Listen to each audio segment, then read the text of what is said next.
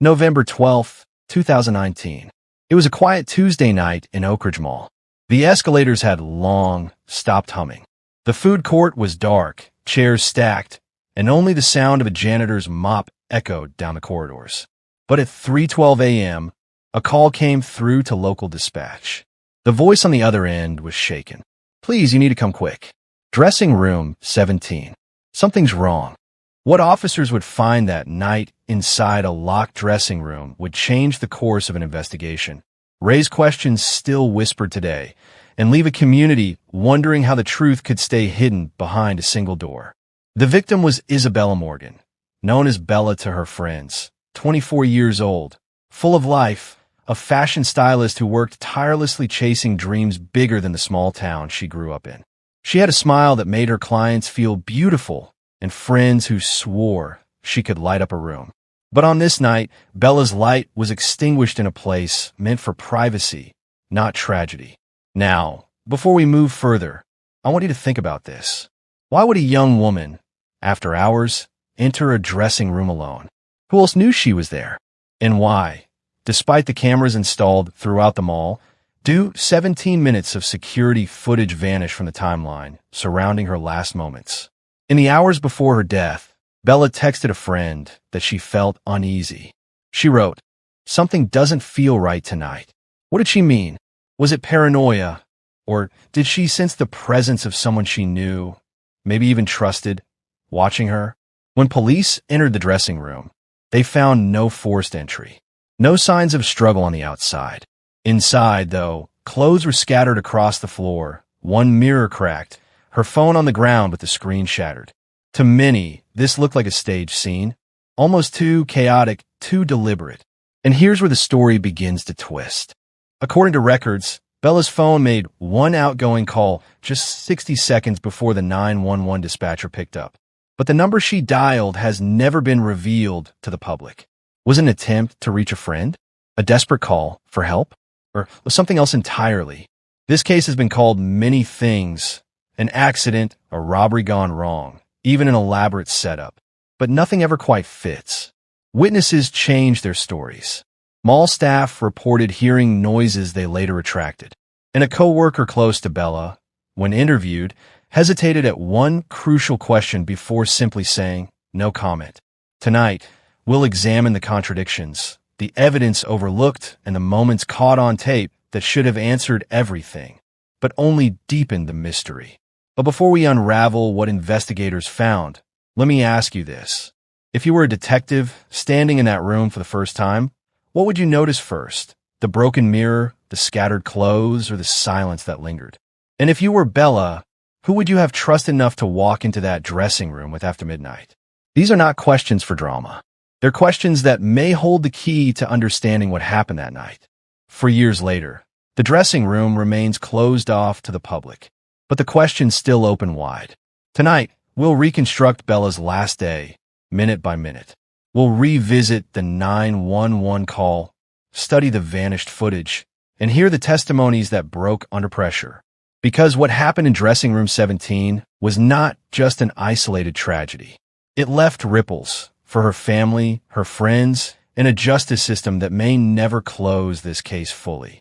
And by the end, you'll have to ask yourself, was Bella Morgan's death a tragic coincidence or the result of someone who wanted her silenced? Let's begin. It began like any other quiet night shift. The Oak Ridge Mall was nearly deserted. The last staff had clocked out, cleaning crews had gone home, and the only movement came from the night guard making his hourly patrol. At exactly 3:12 a.m., the 911 line buzzed. The caller? A man's voice, hushed, almost afraid. "Something's wrong in dressing room 17. She's not moving." Imagine being that dispatcher. What would you think? A prank? A fainting spell? Or something far more serious? When officers arrived minutes later, they were met not by chaos, but by silence. The mall felt frozen in time. The escalators idle. The neon signs buzzing faintly overhead. Every step the officers took echoed unnaturally. And at the end of one corridor, a single door locked from the inside. Behind that door lay Isabella Bella Morgan, just 24 years old. Her body was discovered on the floor, her phone shattered beside her. Clothes were scattered like debris after a storm. But what truly unsettled investigators was what wasn't there. No forced entry, no signs of anyone leaving, no immediate evidence of struggle outside. The door had to be pried open by mall staff using a master key. And yet, once opened, the room told a story no one could piece together. Bella wasn't just another statistic in a case file. She was a daughter, a sister, a friend. Born in 1995, she grew up in a close-knit family, known for her laughter and her kindness. She loved fashion because, as she once told her best friend, clothes aren't just fabric. They tell people who you are when words can't.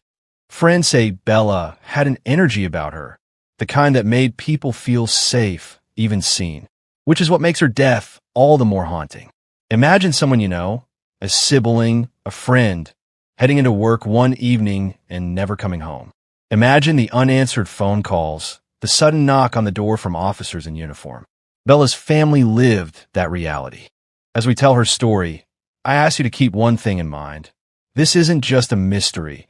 It's about a young life cut short, and the truth that her loved ones still seek today. The last day of Bella's life began like any other. She worked a long shift at the boutique she managed inside Oak Ridge Mall.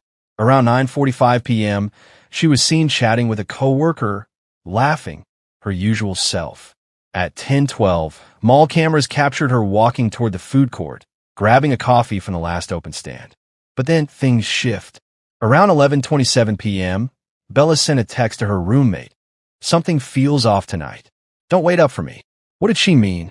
Did she sense she was being watched? Or was it just late-night fatigue? At 12:03 a.m., cameras show her near the women's clothing section, keys in hand. But at 12:07 a.m., the footage cuts out. 17 minutes erased. No explanation ever given. And when it resumes at 12:24 a.m., Bella is gone from the frame. During that gap, her phone records show one outgoing call, a number never released to the public. Whoever she dialed, she only had 60 seconds before the 911 line rang in. Ask yourself, if you had only 1 minute to call someone in distress, who would you choose? And what would you say? When police entered the dressing room, what they found was puzzling. Bella lay on the floor, no obvious injuries that could explain her collapse. A cracked mirror reflected the beam of their flashlights. Her phone lay face down, screen fractured. Several dresses were torn from hangers, scattered as though in a hurry. Yet nothing was stolen. Her bag was intact, her wallet untouched. This was no robbery. Witness statements didn't help much either. One janitor claimed he heard muffled voices around midnight, but later changed his statement, saying he wasn't sure anymore. A security guard insisted he checked the area at 12:15 and saw nothing unusual. But his logs didn't match the actual timeline. And then there's the detail that has troubled investigators for years. The door. Locked from the inside. No way in, no way out. At least, none that made sense. Bella's final hours tell us much, but leave even more unanswered. Who deleted the 17 minutes of mall security footage? Why did her phone show a final call no one will acknowledge? And if she was alone, how did the room lock from within? We'll look at the evidence collected from that room, and how every piece only seemed to make the mystery more complicated. Stay with me. Investigators began with the obvious, the room itself. And while it appeared chaotic, clothing on the floor, a shattered mirror, a phone with a broken screen, the details didn't quite add up. There were no clear fingerprints on the mirror, no defensive wounds on Bella's hands. And strangest of all, the dressing room's latch. It was locked from the inside, yet forensic swabs suggested 2 sets of prints. Bella's, and another unidentified. But here's the question. If someone else was in that room with her, how did they leave undetected? Through the ceiling tiles? Through an emergency service door? Or did someone have access to a key? Detectives found scuff marks above the doorframe, faint but noticeable. Had someone climbed out? If so, who and why? If the dressing room raised questions, the mall security system raised even more.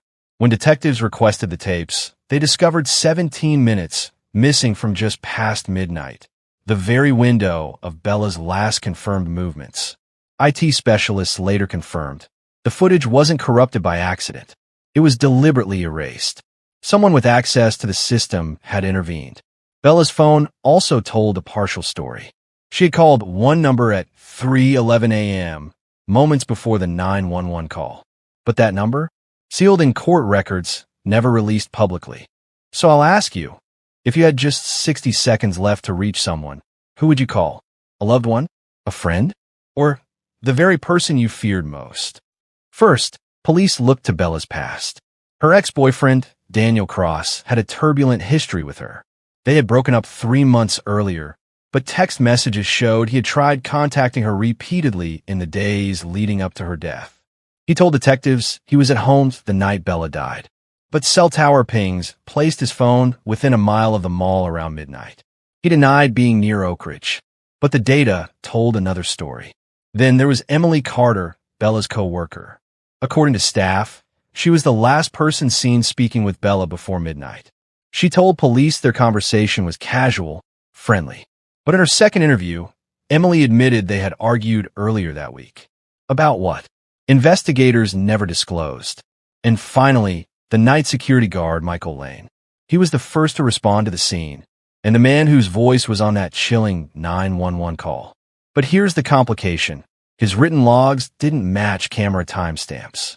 He claimed to have patrolled the corridor at 12:15, yet the cameras showed no such movement. Why lie? Was he protecting someone or himself? As the investigation deepened, contradictions piled up. Witnesses retracted statements. Timelines shifted. The janitor, who claimed to hear voices, later denied it. A co-worker swore Bella was cheerful that night, but Bella's text to her roommate told a different story. And Michael Lane, the security guard, gave 3 different versions of his patrol route. Every answer only created more questions, and every retraction made the truth harder to pin down. It didn't take long for the media to seize on the case. Headlines called it the dressing room mystery. Social media buzzed with theories, some plausible, some wild. Was Bella targeted by someone she knew? Did she stumble onto something she wasn't supposed to see? Or was her death the result of a tragic accident that was later covered up? Online communities dissected the missing footage, the final text, the locked door. Viewers across the country became armchair detectives, trying to solve what official investigators could not. By the time the case reached the courts, the story had shifted again. Evidence that should have clarified everything only muddied the waters further. And then, a shocking revelation in court would turn the case upside down. A piece of evidence that had been hidden from the public would surface, and nothing would ever be the same. We'll step inside the courtroom. You'll hear testimony from witnesses, cross-examinations that rattled the truth, and the chilling moment when the case seemed solved, only for new doubts to emerge. The courthouse was buzzing. Camera crews jostled for position outside. Reporters whispered in the back rows. Families clutched hands, waiting for answers they had chased for years. Bella's family sat in the front, her mother clutching a silver locket with her daughter's photo inside. Across the aisle, the accused sat stone-faced, their lawyers flipping through binders of evidence. This wasn't just a trial anymore. It had become a national obsession, and every word spoken in that room will be dissected by millions watching at home. The prosecution painted a simple, damning picture. Bella's death was not an accident. She had been lured, cornered, and silenced by someone she trusted. The evidence, the fingerprints, the missing footage, the contradictions would prove it. The defense told a very different story. They claimed Bella had been under immense personal stress, battling private struggles no one else knew about. Her death, they argued, was tragic but self-inflicted. 2 stories, 1 room, and 12 jurors who would have to decide which version was true. If you were on that jury, which side would you believe so far? The prosecution's story of betrayal, or the defense's claim of a broken young woman hiding pain? The witnesses stepped forward one by one. A co-worker described Bella as upbeat that night, yet under cross-examination, admitted she had once heard Bella crying in the restroom weeks before. A janitor testified that he saw Bella talking with a man near the dressing rooms, but when pressed, he couldn't describe the man's face. And then came Emily Carter, Bella's co-worker and friend. She swore she had left the mall early that night, but cell phone records placed her near the service corridor, minutes before Bella's final call. The jury shifted uneasily. The audience leaned forward, and the prosecution pounced. Was Emily hiding something, or simply in the wrong place at the wrong time? Forensic specialists testified next. They presented enlarged fingerprints, blood swabs, and cell tower data. One expert claimed the prints found on the dressing room latch belonged to Daniel Cross, Bella's ex-boyfriend. But the defense fired back. The prints could have been left days earlier, they argued. And the blood traces in the room? So faint they could never be definitively tied to foul play. The courtroom turned into a battlefield. Science against skepticism, facts against doubt. And the jury was left stranded in the middle. To strengthen their case, prosecutors called in psychologists. They analyzed Daniel's behavior, his controlling patterns, his obsessive texts. To them, it screamed motive. But the defense countered with their own expert. Bella, they said, had shown signs of depression, her journal entries hinting at struggles nobody else could see. The question became not just who killed Bella, but whether she had been killed at all. Do you believe psychological testimony belongs in court? Can human behavior be truly measured? Or is it just another interpretation of already fragile evidence? And then, the twist no one expected. Halfway through the trial, a sealed piece of evidence was revealed, Bella's final voicemail, a recording that had never been released to the public. In it, Bella's voice trembled as she whispered, "He's here. I don't know how he got in, please, if I don't make it." The recording cut off. The courtroom fell silent. The jury looked stunned. And for the first time, the defense team faltered. But the question lingered. Who was he? Daniel? The guard? Or someone else entirely? After weeks of testimony, the jury deliberated for 3 full days. The verdict? Not guilty. The evidence was too fractured, too contradictory, too filled with holes. The accused walked free, smiling faintly as Bella's family wept in the gallery. Justice had slipped through their fingers, and the mystery of what really happened that night remained unsolved. Outside the courthouse, protesters gathered. Bella's case had become a symbol of justice denied, of truth buried beneath legal arguments. But just when it seemed the case was over, a private investigator stepped forward, with evidence that had never been presented in court. We'll follow the trail beyond the courtroom, into the shadows of hidden files, secret recordings, and the chilling truth about Bella's final hours. The verdict was in. The accused walked free. Officially, Bella Morgan's case was closed. But outside the courthouse, there were still whispers. Her mother swore she would never stop searching. Online forums buzzed with theories, some wild, some chillingly plausible. And then came a man who would refuse to let the case die. A former detective turned private investigator, Michael Lawson, picked up the trail. He wasn't bound by courtroom rules or departmental politics. For him, this was about something bigger, a young woman who never should have been forgotten. Have you ever seen a story where the system gave up, but ordinary people refused to? What makes us chase justice, even when it feels impossible? Lawson started with the evidence that had been dismissed in court. Bella's phone, cracked, but still holding a hidden trove of deleted messages. A receipt time-stamped 3:05 a.m. from a coffee stand inside the mall, proving someone else was in the building at the exact time of Bella's final call. And the most haunting piece, an anonymous tip from a mall employee who claimed the cameras didn't just malfunction. They were switched off. These were details the jury never saw. But Lawson's instincts told him. The answers were there, buried in the small things. The missing CCTV footage had always been the black hole of the investigation. 17 minutes. A gap so precise, it couldn't be an accident. Lawson interviewed former mall technicians. One confessed. He had received a call that night from mall management instructing him to run a system reset. The call came exactly 2 minutes before the footage cut. Coincidence? Or a cover-up? If you had access to every hidden corner of a mall in the middle of the night, what would you erase first? Next, Lawson traced financial records. He discovered that just days before Bella's death, $5,000 had been withdrawn from her account. The money was gone, but not to shopping or bills. Even stranger, Bella's co-worker, Emily Carter, had deposited nearly the same amount the following day. What was the connection? A payoff? A shared secret? Or something darker tying them together? Buried deep in Bella's phone was an unsent draft, a text she never had the chance to send. If anything happens, it's not an accident. Please look at. The message ended mid-sentence. The last word she typed, locker. Investigators had searched her locker during the original case. But when Lawson tracked it down again, years later, he found something police had overlooked. A USB drive wrapped in a piece of fabric. On it were photographs, Bella smiling with co-workers, receipts, and a blurry image of a man standing just outside the dressing room corridor. His face turned away, his identity unknown.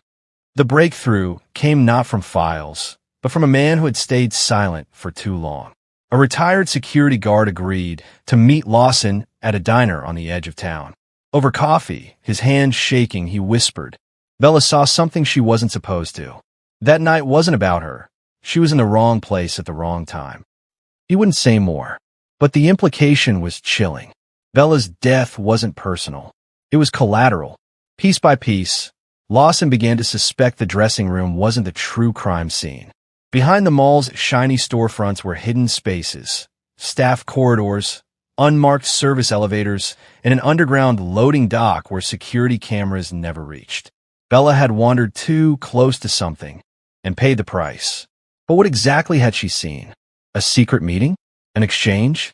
Or something that tied the mall itself into a much larger, darker story? In his final weeks on the case, Lawson tracked down a woman who had once worked night shifts at the mall. She claimed she knew exactly who Bella's final call was about. She refused to go on camera, but her words sent chills through Lawson. He's not who you think. He was there that night, and he's still walking free. When Lawson pressed for a name, the woman stood up, left the room, and never returned his calls again. And so the case remains unsolved. The courtroom may have closed its doors. The files may have gathered dust. But Bella's story continues. In every unanswered question, in every tear shed at her memorial, in every stranger who hears her story and feels a knot in their chest. Because sometimes the truth doesn't arrive neatly wrapped in a verdict. Sometimes it slips through cracks, hidden in whispers, erased by those who never wanted it told. Do you think Bella's death was truly a crime of passion, or the result of something much bigger, something she accidentally uncovered? We may never know what Bella saw that night, or who walked into that dressing room in those missing 17 minutes. But one thing is certain. The fight for her truth is not over. And perhaps, one day, the dressing room door that has stayed locked in silence will finally open, revealing everything hidden behind it. It's easy, in stories like this, to let the victim become only a name in a file, a photograph on the evening news, a case number in a courtroom. But Bella Morgan was more than that. She was a daughter, a sister, a friend. She had dreams to open her own boutique, to travel to Italy, to one day have a family of her own. Every laugh, every plan, every future moment stolen in 17 missing minutes. And that is why her story cannot be reduced to evidence tags and legal arguments. Because behind the case was a life. But even now, questions echo. Who was the man in the blurred photograph? Why was the footage erased, and by whom? What did Bella see that made her whisper into that phone, "He's here"? Questions that should have had answers. But instead, they hang in the air, unanswered, unresolved, and unrelenting. If you had the chance to ask Bella one question, knowing she could answer with the truth, what would you ask? For Bella's family, the grief never faded. Her mother lights a candle every year on November 12th. Her brother still writes letters to her that he keeps in a box under his bed. Friends who once laughed with her now visit her grave in silence. But the ripple extends further. Strangers who never met Bella feel her absence. Online communities share her story, demanding justice. People whisper her name in malls across the country, warning each other to stay safe. Bella's life ended in a dressing room, but her presence lingers far beyond it. And Bella's story is not unique. Across the world, there are countless dressing rooms, back alleys, quiet corridors where lives have ended without answers. Cases dismissed. Families left in the dark. Files stamped cold. But every case is a thread in a larger tapestry. One that asks, why do we fail so often to protect the most vulnerable? And why does the truth, no matter how deeply buried, always find a way to whisper back? And this is where you, the viewer, become part of the story. What do you believe happened in those missing 17 minutes? Was Bella the victim of someone she trusted? Did she stumble into something larger than herself? Or is there an explanation no one has considered yet? Share your theory in the comments. Debate it. Challenge it. Because one day, the smallest overlooked detail might resurface, and your voice could be the one to notice it. If Bella's story moved you, share this video. Keep her memory alive, because silence only protects the guilty, and speaking out keeps the light on. Bella's last words were a whisper. He's here. We may never know who she meant, or what secret lay behind that dressing room door. But the truth is still out there, waiting, and sometimes the only way to find it is to keep asking. For Bella, for her family, for the countless others still waiting for answers. This is not the end of her story. It's just the silence before the next voice breaks through. The mystery doesn't end here. Subscribe now and join us as we uncover more chilling, unsolved cases.